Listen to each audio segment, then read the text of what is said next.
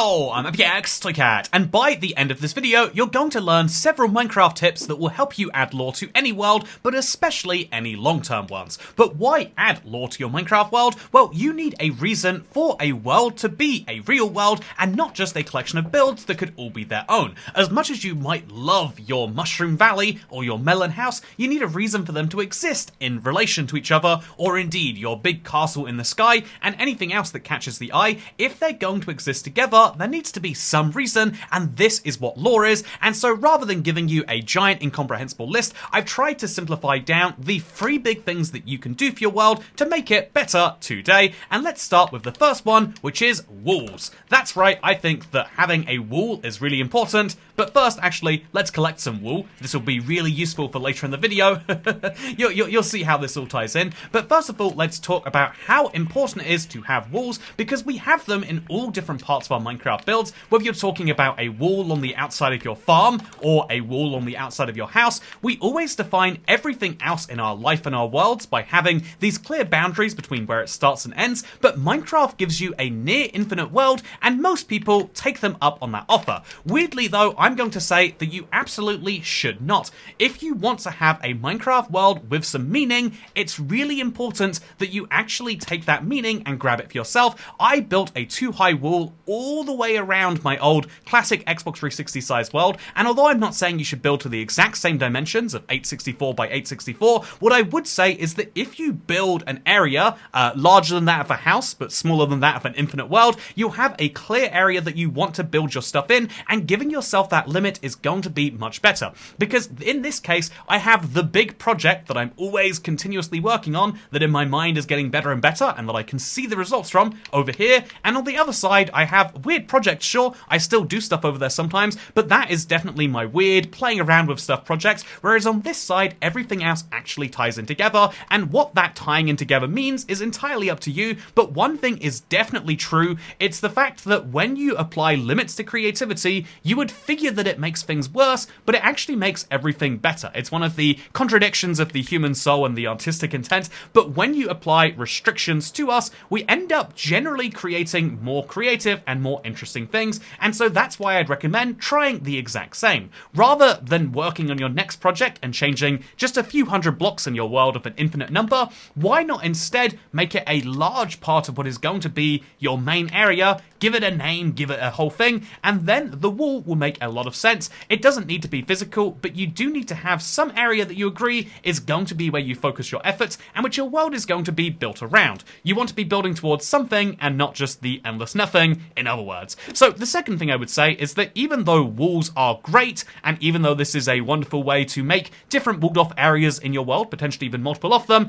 I would also say that districts are a great idea, or indeed any way that you can name the areas in your world, and you don't have to do this just with a wall, but you can do it with a map as well. So naming areas is a really important way to make places feel like they're real and not just a collection of blocks. And so, for example, if like me you have a big map of your world, you might not, but it's a really fun project, by the way. If, like me, you have a map of the world, you might really love a particular area for its own little weird separate thing. So rather than making it its weird own thing that you sometimes go to and remember that you love, why not instead actually name it? This is something you can do by using a map.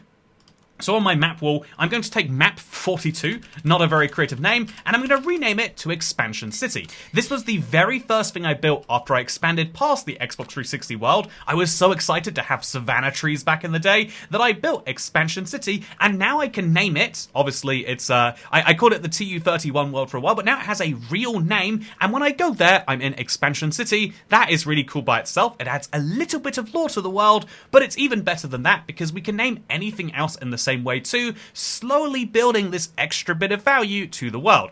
For example, I have this big desert that it stopped being a desert, and so, if you will, the actual desert biome deserted me, which I thought was ridiculous, and so I removed all of the sand. It's now just sandstone under there, and this area, obviously, now needs to be renamed to the Deserted Desert.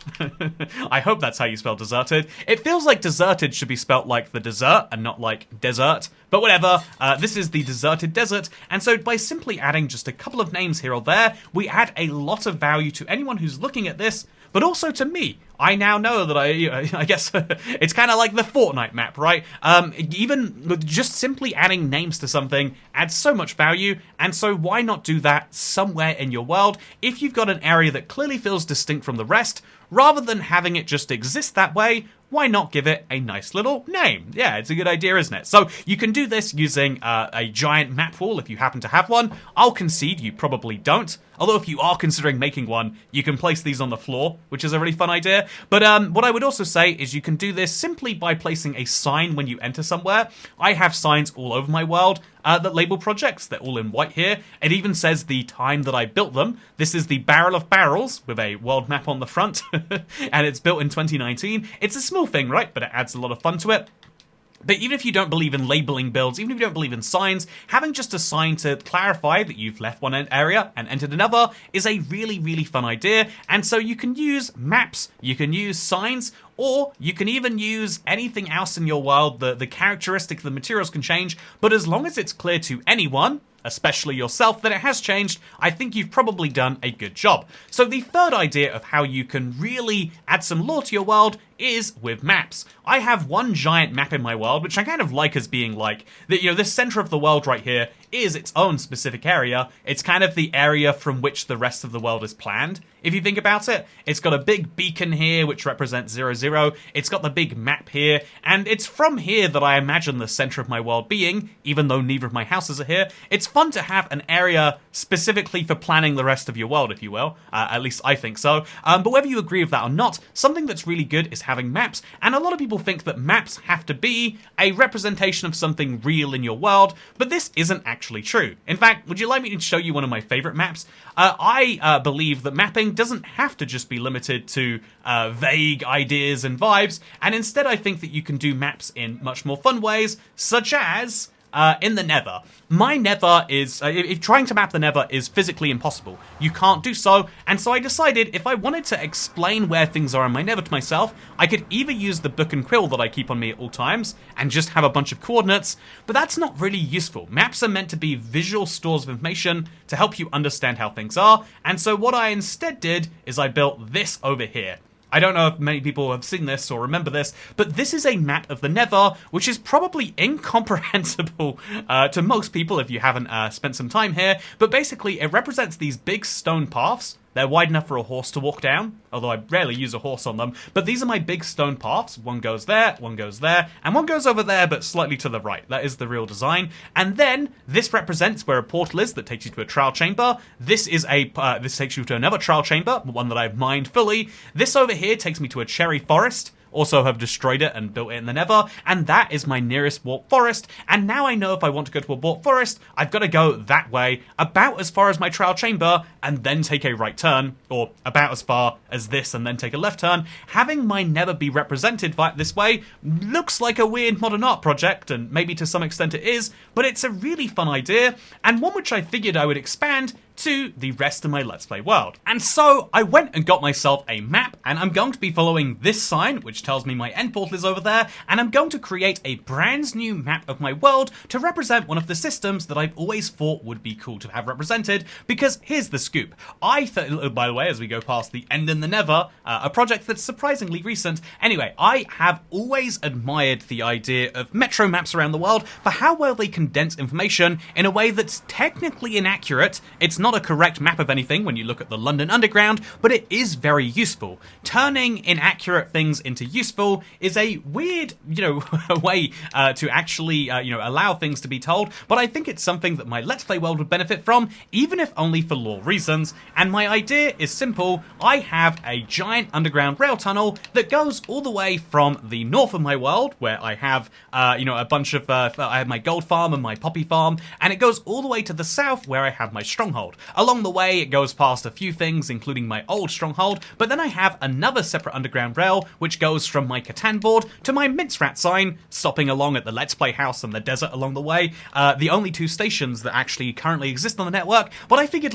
I have this kind of train station system that just isn't very obvious to anyone who doesn't know it's there already, and ultimately, that's fine if it's just my world, right? But actually, is that the way that I should believe things are? I think the answer is no. I think that rather than just saying, saying, well, you know, I'm the only one who uses my world, so why even make it readable? I think the purpose of lore is to create something that is bigger than yourself, and maybe you might even say bigger than your Minecraft world, which is why I've come out here to my big glass pathway in the middle of nowhere. This might seem entirely irrelevant, but trust me when I say that this is going somewhere. So if I get out to here, I hope that I've got this right. If I go just a few blocks beyond this, I'll place like a couple of slabs to make sure I got this right. If I place a map right here, I should be in the bottom right corner. Please tell me I got that correct. Oh, it's not a locator map. That's challenging, but we'll work with it.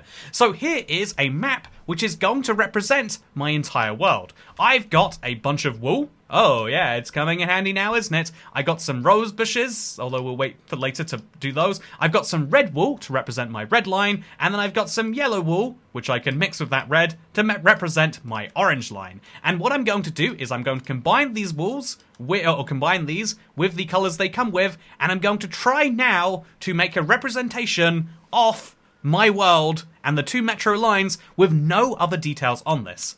This sounds insane, and rightly so, but that's what we're going to do right now, so wish me luck. So the first thing we should start with is the stronghold.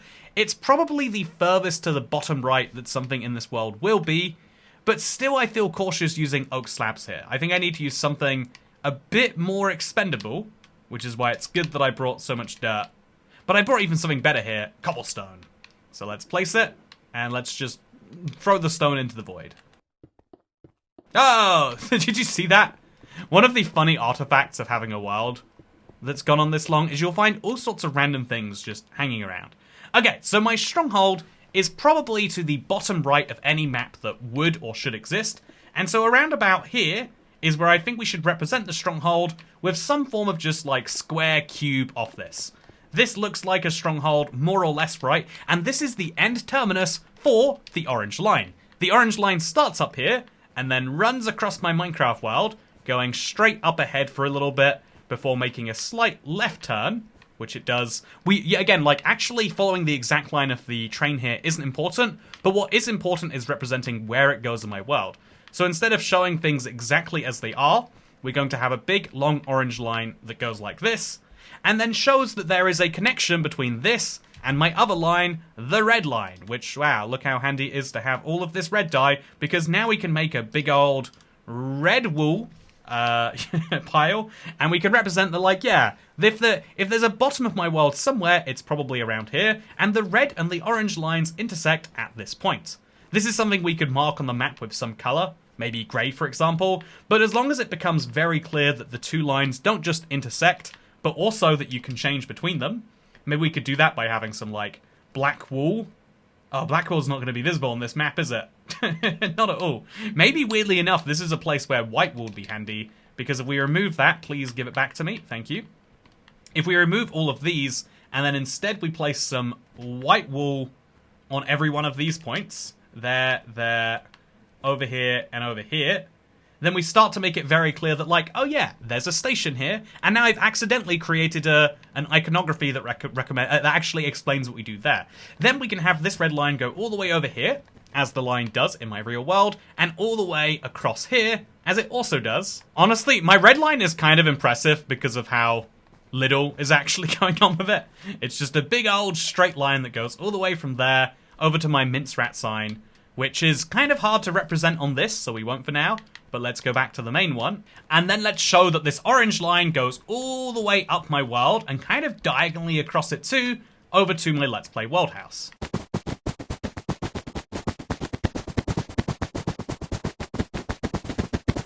Which I would probably say is about here if we're trying to be honest. So now, take a look at what we have. It's a map of my world, but with everything stripped out, with the only important detail that remains being the fact that there are two underground metro lines, one of which goes from over there in my world, all the way down to over there in my world. Wow, look what an amazing thing that we pulled off so simply.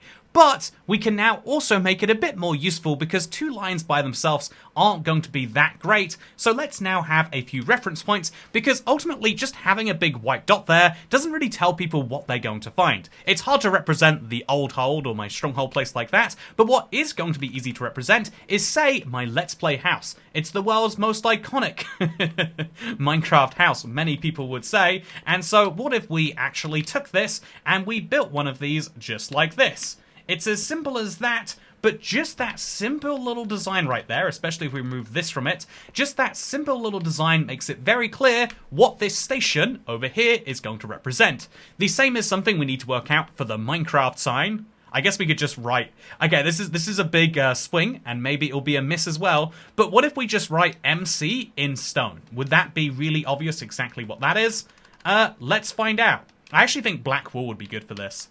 Weirdly enough. But let's try and write MC... No, yeah, it probably has to be stone, specifically. Let's write MC right now in the smallest letters that we can, which will probably have to be like 5 wide because of how much of a nightmare it is to write an M in Minecraft photography. But then we'll remove that, and then we'll just write a little C right over... That's all of my stone. So we'll write the C out of wool right here. Just like this, and now you can see my MC. You know that's where the Minecraft sign is. No, I don't love that at all, actually. I think we're gonna have to... I think my idea would be remove all of this, hoping that we lose as little as possible. It hurts so much to lose blocks to the void. It is the downside of making a map somewhere like this. But let's just remove all of this now. I'm not that bothered about stone. But yeah, now what we can do is we can take this stone and we can simply write in small letters, because I think, weirdly enough, is there an easy way to represent the tutorial? It's not as good as my house. It can't be easily represented, so we're going to instead try and just write it down in what hopefully is short form photography. So we can do this in much smaller letters because there's no M involved. There's a T. We'll go for a U next. Again, I think 3 wide and 4 tall gets you almost all of the letters that you should care about. And then a 1 can go over here, like this. Boom. It looks a little bit weird if you only do 4 tall for that. But TU1, wow, look at that. It's written down on the map. And now you can see exactly how to get from TU1 to my Let's Play house. You take the red line. Now you know how to get from my Let's Play house to the stronghold. Not that it's very clearly marked. You take the red line and then you change for the orange line. Wow, as simple as that, now we've got a huge piece of information that is written down in this fun topographical form that you might never need if you are knowing your world, as indeed you probably should, but that makes the world feel more alive. But anyway, just like that, I've now done something very simple that I hope massively improves the quality of my world. You know, the word hope is going to do a lot of heavy lifting there, but still, I think it's pretty nice. And hopefully you do too. But, you know, I can't help but look at it and think that we need some improvements. Not least of that, the fact that seemingly we have Endermen spawning everywhere. Something that could easily be fixed if we just... Okay, that's a very clear and obvious issue. Let's replace some of those blocks. And let's just have a little torch on the side of some of these. The torch isn't visible on these bigger maps, thankfully. But it will prevent any mobs from spawning, while also meaning that if you look at this from the air, if you somehow do find this real map in its original environment, it shouldn't be too bad. Also, in theory, if I wanted an insane project for the future, what I could also do is I could take this map and place all 128 by 128 blocks. I think that's something like 15,000, 16,000. We place all 16,000 blocks underneath it to be the same color, to make it look like it's a white map background or a green or a blue map background. Whatever color actually makes the most sense. But we would be able to do that if we made those changes. Okay, so let's now remove this. Got to be very careful not to fall into the void.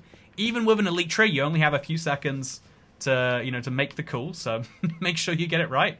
There is my Metro map. Isn't it nice? Okay, I have come back and I've got myself some white wool so that I can actually label my stations better, because, fun fact, even though my Let's Play house is here along the line, my station would actually be somewhere like here, so we can label that as a station like that. It looks a little bit messier when we have just the single line, but I still kind of like it. And then we have a stop that's somewhere more like, you know, it's actually very close to, I need to put torches on the side here, clearly. The next station is very close to TU1, so it's like here, I would say. No, that's still not close enough. It's hard to, like, gauge distances along this, but the next stop is somewhere like here, I would say. Yeah, much closer towards the TU1 sign than anywhere else. So, just like that, we add it. And then the final stop is literally at the very end of the line. You cannot go any further, even if you want to. So the final stop is here. And then, oh, it's going to be tricky to place blocks in the middle of nowhere, but we'll do it anyway. Just like this. We show that you can, in fact, label some stations, and it improves the line much better, because you know where you can get out. You know exactly what you're getting out for. Except at this stop, where it's entirely unlabeled. So what if I made, because this is my desert, my deserted desert, in fact. Wow, it has a name now. So my deserted desert is quite interesting because it has a floating desert temple. I think I built it there. I'm like 80% sure, but it's I've honestly forgotten at this point, if that's not too embarrassing to say. But what's interesting is the fact that I actually don't know. So I've got this big desert temple building there next to a big fake pyramid that I built. So it's a lot of, like, you know, pyramid-y structures. So why not have the entire place be represented by a pyramid? And why not a pyramid made up out of endstone? Because endstone looks exactly like regular stone. Wow, it's simple, but it does the job. I was thinking if it didn't work, I would end up using yellow wool. And so now I'm just kind of curious for my own sake what yellow wool would look like. Oh, basically the same, if we're being honest, right? Right? Anyway, we'll leave the yellow wool there, and then it hopefully gives some depth to the build here, or something like that. That is my deserted desert, and then we just need to represent the stations on the other line, the yellow line, so let's also be very clear that this should be lit up, because it will make if you ever do fly over here, it'll make it look better, as well as, I guess, this being lit up. But now we just need to place one more of these, or two more of these, actually. One at the old hold there. We'll just place two of those right on the top here. Easy peasy. And then we'll also place another two, or place the rest of these four where my cave house is. Because I was trying to work out for a while, like, my cave house and my mushroom cave and all that stuff, how do you actually represent that? And I realized that's not really the bit that needs representing. What probably is, what would be a much easier task, is instead representing, you guessed it, the sugarcane farm. Maybe you didn't guess it, actually, in which case you're feeling silly right now, but maybe you guessed the sugarcane farm would be a good idea, and so I'm going to try and make sugarcane in a small representation using lime dye here. Wish me luck. So it'd be on this side of the lime, of the wool, logically speaking, and yeah, I guess we would just have, like, one of these, and then on the other side, it's really hard to place blocks on the wrong side of a torch, huh? And then another one of these, and then, like, another one of these, although I know I'm not going to be able to place it based on the last two. I'm still going to try anyway. This little gap there has to be placeable. So then we can place another one over there, and then we just remove these, as much for W as it is. Is that representing sugarcane? Sort of. Although you'd argue for it to be insane sugarcane, it'd need to be, like, a lot higher. So we'll try instead and have, like, this, to show it's, like, tool sugarcane. Now it just looks like stocks, or, like, your how much server connection you have, but in either case, the map is better than it was before. I have a metro map in my world, and it's kind of the encouragement to work on the rest of the metro and making it make more sense than it is. By the way, there isn't really an end station at the end here, but I do want to, if I've got the orange wool blocks anyway, show that it does go in this direction quite drastically, and maybe it could end up in my trial chamber or my you know, I think my ancient city underground that I constructed, whatever. All of those things over there could be a cool end location. But yeah, now I've got a map of the world as it matters and exists to me. Isn't that kind of cool? I think that is something fun to say.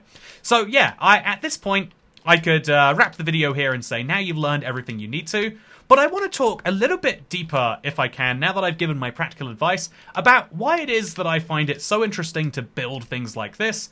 And I think that the real answer I would give if you pressed me on this probably is the fact that the reason I find this so important is that one of the over life, we build things all the time, and then those things go missing. So many of my favorite establishments are gone. So many of the things I care about are gone. Even things that you think are going to be the biggest deal ever, like the Happy Ghast. I thought this would be perfect for making projects in the sky like this, But it still turns out for even something like that, it's easier for me, rather than flying him all the way over there, just to place the blocks in midair.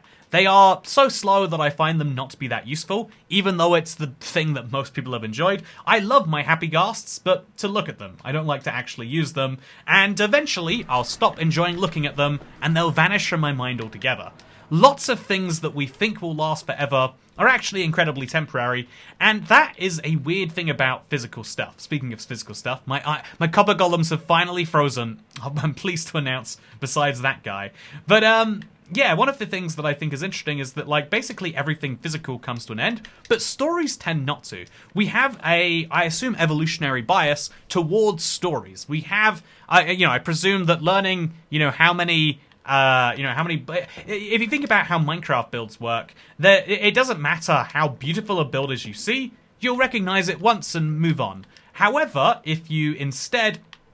I'm gonna have to go grab some spruce stairs, I think, for my next idea.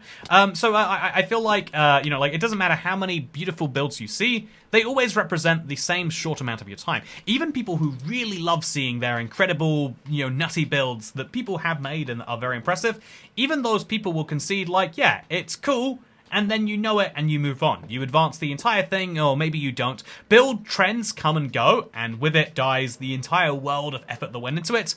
But the one thing that lasts past, the trends, the one thing that past these temporary bits of knowledge tends to be the stories. Stories somehow have this magical staying ability where they can last, not forever, but for really long times. And so that's why we have so many tales that are as old... by the way, I can't believe I built 2 pyramids in this desert, and they're both slightly wonky. I forgot that this one was wonky at the top. But, I feel like tales are just so interesting because they last, even if they're dumb and don't necessarily have a point, even if they've outlasted their evolutionary bias. So here's my idea, Internet. I have a big pyramid. It's not actually a pyramid, it's from 2014, and it's right here, and it just exists as like a center point for my desert without actually having any purpose. There's a maze in there, but it's not a good maze, it's not even a perfectly finished maze, there's no reward at the end if I'm not mistaken, and so rather than having this center point be a focus for no reason, and then, as you can see right here, I have a metro station which you can access. This is the deserted desert metro station. I have a metro station that leads you down there. I figured, rather than having a metro staircase that goes to nowhere and has no design, and that you wouldn't know this was here if you weren't looking for it, why not instead use this big central focal point as my plan to do precisely that? So we'll remove a few of these staircases, we'll reroute those to the side, and then we'll dig straight down over here until we get down to the staircase, and then this would be the much more impressive metro entrance. And then the system makes more sense, it's more visible, and then everything else works better. The reason I'm doing this is because I think the story that you can tell physically, the story that you can tell of a big imposing building, which has the metro entrance inside of it, is much better than saying, oh yeah, if you know exactly where to look, you could find this thing that is sort of kind of useful for traveling around the world about 1.5 times faster than running. Ultimately, that is just not a compelling story, under any circumstance or definition of the word story.